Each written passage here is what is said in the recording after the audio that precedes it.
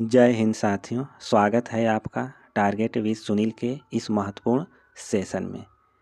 आज हम लेकर आए हैं LT grade, GIC, TGT, PGT, KVS, NVS और अन्य सभी परीक्षाओं के लिए एक ऐसा महत्वपूर्ण प्रैक्टिस सेट जिसमें वही प्रश्न शामिल हैं जो बार बार एग्जाम में रिपीट होते हैं। तो तैयार हो जाइए अपने लक्ष्य को हिट करने के लिए। कॉपी पेन लेकर बैठ जाइए। हाँ, और अंत में अपना स्कोर कमेंट के माध्यम से अवश्य बताएं। चलिए अब सेशन की शुरुआत करते हैं आज के प्रैक्टिस सेट से। आज का पहला प्रश्न आप सभी के सामने है। निम्नलिखित पात्रों को उनकी कहानियों के साथ सुमेलित कीजिए।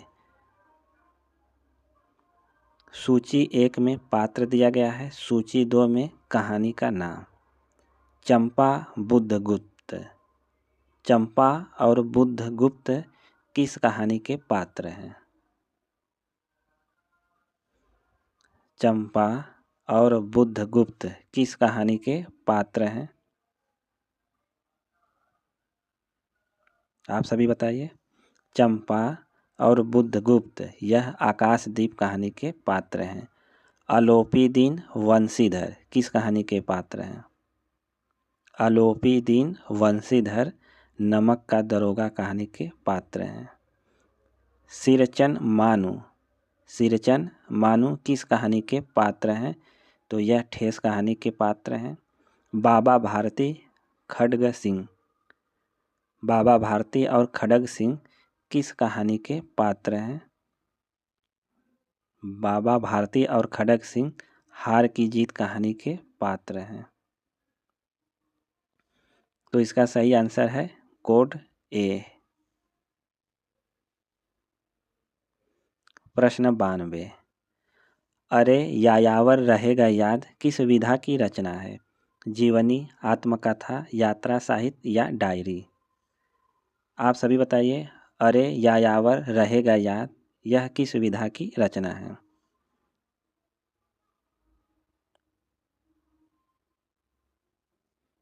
अरे यायावर रहेगा याद यह यात्रा साहित्य विधा की रचना है।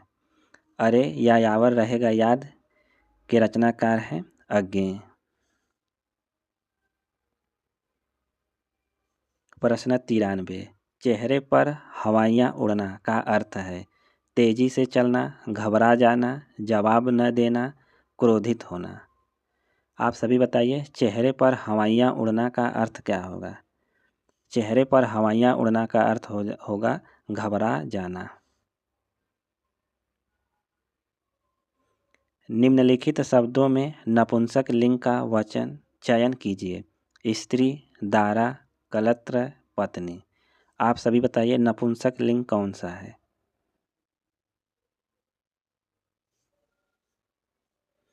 नपुंसक लिंग है कलत्र। यहाँ पर दारा जो शब्द है पुल्लिंग शब्द है। स्त्री और पत्नी स्त्रीलिंग शब्द है।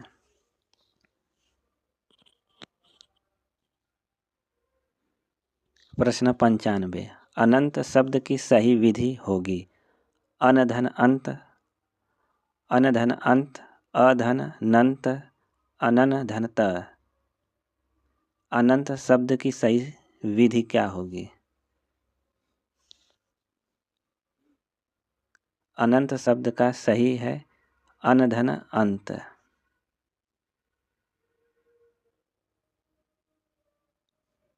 प्रश्न 96। पर्णकुटी शब्द का समास है तत्पुरुष समास, द्वंद्व, कर्मधारय, बहुव्रीहि समास।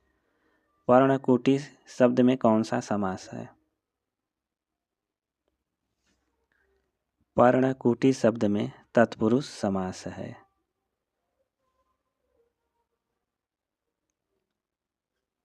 संपत्ति शास्त्र के लेखक का नाम है। वेरी इंपॉर्टेंट प्रश्न है मित्रों। संपत्ति शास्त्र के लेखक का नाम क्या है? आचार्य महावीर प्रसाद द्विवेदी, आचार्य हजारी प्रसाद द्विवेदी, आचार्य रामचंद्र शुक्ल, बाबू श्याम सुंदर दास। संपत्ति शास्त्र नामक निबंध के लेखक कौन हैं? संपत्ति शास्त्र नामक निबंध के लेखक हैं आचार्य महावीर प्रसाद द्विवेदी। महावीर प्रसाद द्विवेदी की कुछ अन्य निबंध हैं: रसज्ञ रंजन, लेखांजलि, नाट्यशास्त्र, उपन्यास रहस्य, भाषा और व्याकरण, कवि और कविता, महाकवि माघ का प्रभात वर्णन। प्रश्न 98।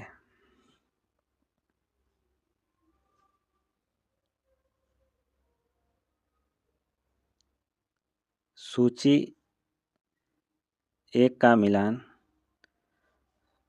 सूची 2 से कीजिए और दिए गए कूट से सही उत्तर का चयन कीजिए। कालिदास। आप सभी बताइए, कालिदास की प्रसिद्ध रचना कौन सी है? कालिदास की रचना है अभिज्ञान शाकुंतलम। महाकवि माघ की रचना है शिशुपाल वधम। भवभूति की रचना कौन सी है? भवभूति की रचना है उत्तर रामचरितम। दंडी की रचना है दस कुमार चरितम। तो राइट आंसर है विकल्प बी।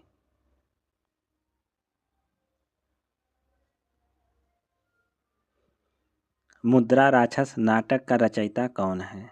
कुमारदास, शूद्रक, अमरदास, विशाख दत्त।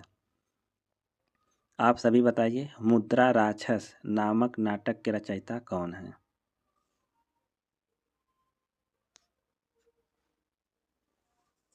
मुद्रा राक्षस नामक नाटक के रचयिता कौन है? तो राइट आंसर है विशाख दत्त।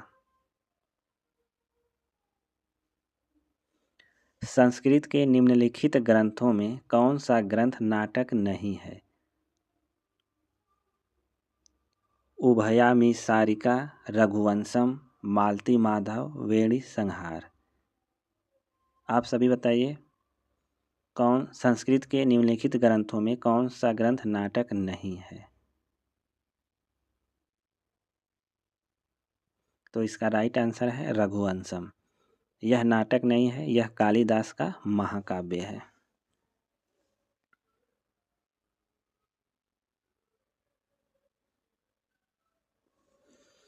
शिशुपाल वध के रचनाकार का नाम है भामा, भारवी, कुंतक, माघ। शिशुपाल वधम के रचनाकार कौन है? शिशुपाल वधम के रचनाकार है महाकवि माघ है। प्रश्न संख्या 102। उत्तर रामचरितम के रचनाकार हैं वाल्मीकि, भारवी, श्रीहर्ष, भवभूति। आप सभी बताइए, उत्तर रामचरितम के रचनाकार कौन हैं?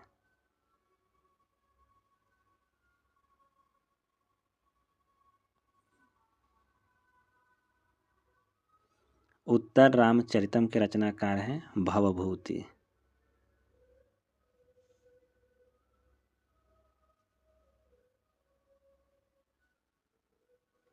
प्रश्न संख्या 103। उपमा, पद लालित्य और अर्थ गौरव की दृष्टि से एक साथ तीनों गुणों से युक्त कौन सा संस्कृत कवि प्रसिद्ध है? कालिदास, भारवी, दंडी, माघ। आप सभी बताइए, कौन सा कवि संस्कृत उपमा, पद लालित्य, अर्थ गौरव की दृष्टि से प्रसिद्ध है?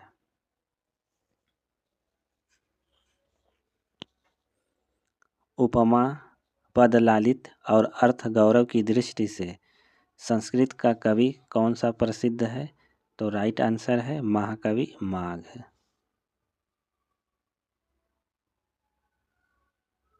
जिस शास्त्र में शब्दों के शुद्ध रूप और प्रयोग के नियमों का निरूपण होता है उसे व्याकरण कहते हैं।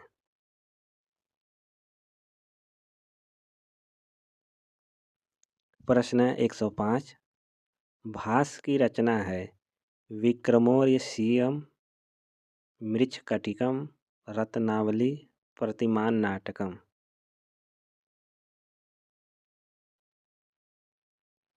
आप सभी बताइए, महाकवि भास की रचना कौन सी है? महाकवि भास की रचना है प्रतिमा नाटकम। प्रश्न 106। गीत गोविंद के रचयिता हैं कालिदास, बाणभट्ट, भारवी, जयदेव।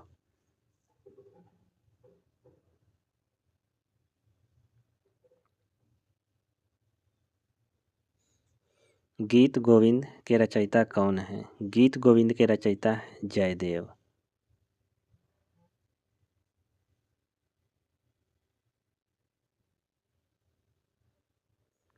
प्रश्न 107। स्वत्यस्तु का संधि विच्छेद होगा। स्वस्ति धन अस्तु, स्वधन अस्त्यस्तु, स्वत्यस्त्य धन अरस्तु, स्वधन अस्त्यस्तु। आप सभी बताइए स्वस्त्यस्तु का सही संधि विच्छेद क्या होगा? इसका सही संधि विच्छेद है स्वस्ति धन अस्तु।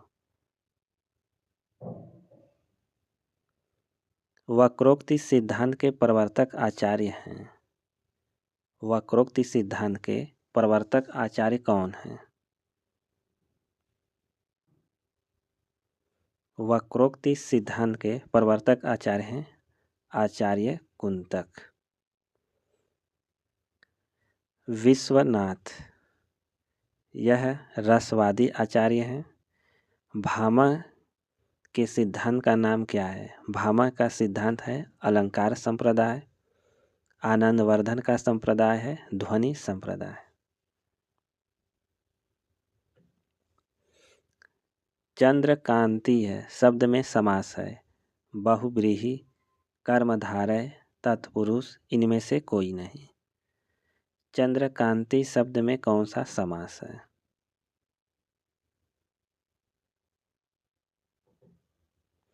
चंद्रकांति शब्द में कर्मधारय समास है। अनुदीनम में कौन सा समास है? अव्ययी भाव, कर्मधारय, बहुव्रीहि, द्वंद्व। आप सभी बताइए अनुदीनम में कौन सा समास है? अनुदीनम में कौन सा समास है?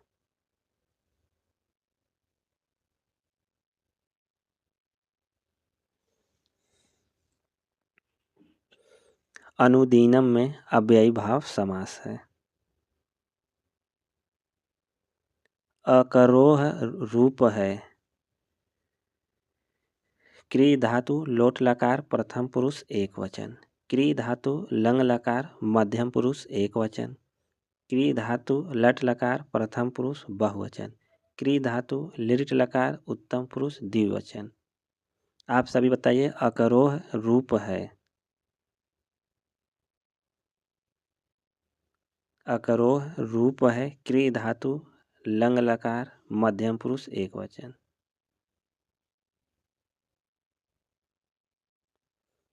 प्रश्न 112। राम शब्द के षष्ठी एक वचन का रूप है रामः, रामस्य, रामे, रामेषु। राम शब्द के षष्ठी एक वचन का रूप क्या होगा? राम के षष्ठी एक वचन का रूप क्या होगा?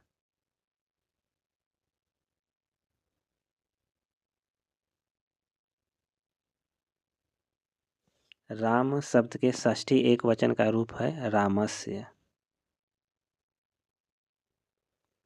प्रश्न 113। रामेण शब्द रूप में कौन सी विभक्ति है? प्रथम, द्वितीया, तृतीया या पंचमी विभक्ति? रामेण शब्द रूप में कौन सी विभक्ति है?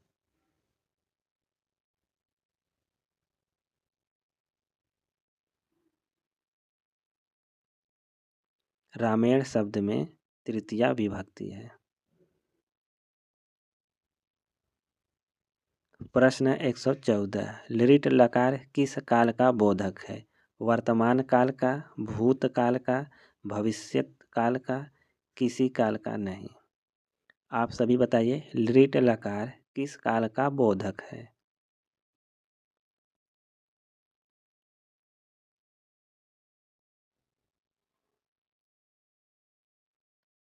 लिट लकार भविष्य काल का बोधक है।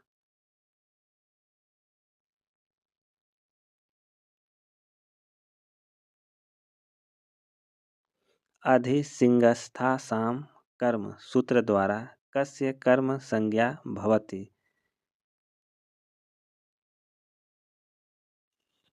धातोः आधारस्य इप्सिततमस्य उपसर्गस्य। आप सभी बताइए प्रश्न 115 का सही आंसर क्या होगा। तो यहाँ सही आंसर है आधारस्य। रुच धातोर्योगे का विभक्ति कौन सा है? द्वितीया, तृतीया, सप्तमी या चतुर्थी?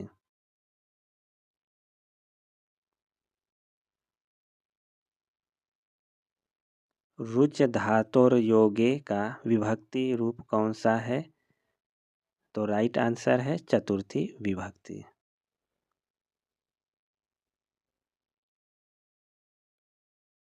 प्रश्न 117। अभितः या सर्वतः के योग में कौन सी विभक्ति होती है? प्रथमा, द्वितीया, चतुर्थी, पंचमी विभक्ति?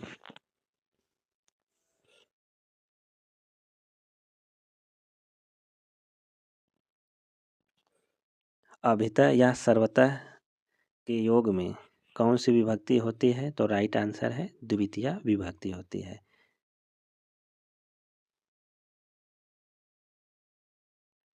बच्चा लड्डू के लिए रोता है का सही अनुवाद है शिशु मोदकम रोदिति, शिशु मोदकाय रोदिति, शिशु मोदकाय रोदिति, शिशु मोदकाय रुदति? आप सभी बताइए बच्चा लड्डू के लिए रोता है, इसका सही अनुवाद क्या होगा? बच्चा लड्डू के लिए रोता है, इसका सही आंसर है शिशु मोदकाय रोदति।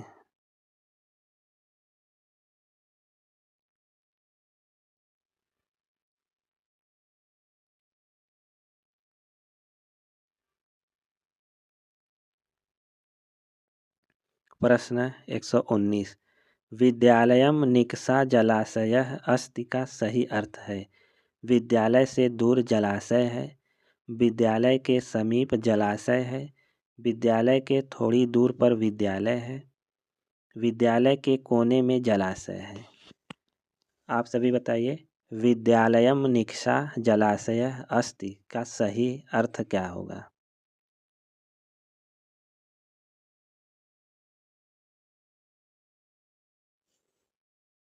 विद्यालयम निकषा जलाशय का सही अर्थ है विद्यालय के समीप जलाशय है। प्रश्न संख्या 120। राजा ब्राह्मणाय गाम ददाति वाक्य में रेखांकित शब्द की संज्ञा है कर्म, करण, अपादान, संप्रदान?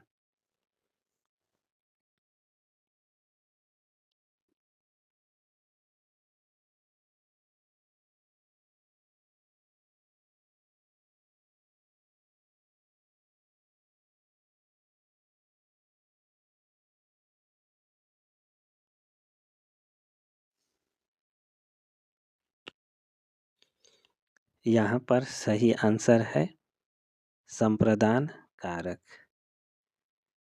जहाँ कोई वस्तु दान की जाती है तो वहाँ पर संप्रदान कारक होता है।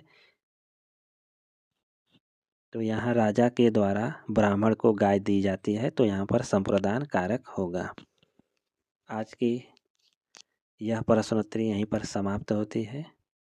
यह प्रैक्टिस सेट अगर आप सभी को उपयोगी लगा हो तो लाइक ज़रूर कीजिए। अगले क्लास में जुड़ने के लिए चैनल को सब्सक्राइब कर लीजिए। याद रखिए चयनित वही होता है जो थोड़ा थोड़ा करके बढ़ता है। मिलते हैं अगले क्लास में। जय हिंद।